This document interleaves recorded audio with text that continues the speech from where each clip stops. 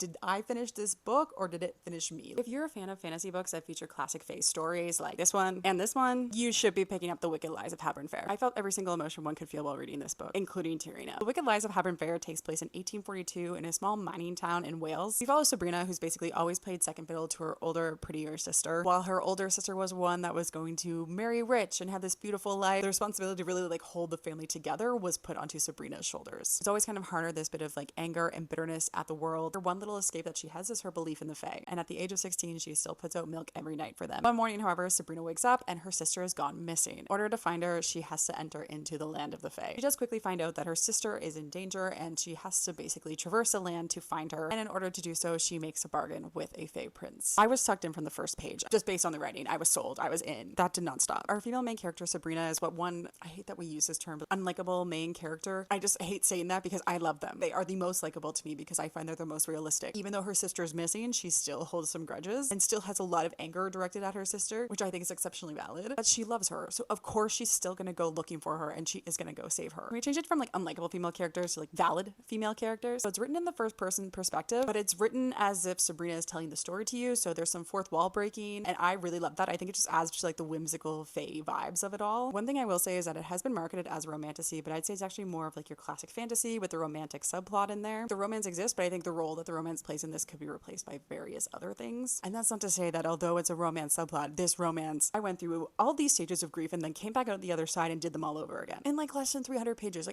These are your classic fae story vibes, you know, they can't tell lies, don't give them your name, they're like fascinated with humans and everything. And while being this magical, whimsical adventure through the fairyland, there's a lot of deep cuts in here, you know, responsibilities, what it means to be human, the reality of time passing. Like this book, this 270-page book, put me through it. As soon as I finished this book, I couldn't let it go. I went back and I reread the last two chapters, and without giving anything away, all I'm asking of Anna Fatini is just one little epilogue, one little tiny cute little epilogue. It cannot be one page, but just one cute little one. The Wicked Lives of Harbin Fair is out now. If you want a short, impactful, whimsical, magical, dark, emotional roller coaster with a bit of an existential crisis here and there, I highly recommend it. It very quickly got added to my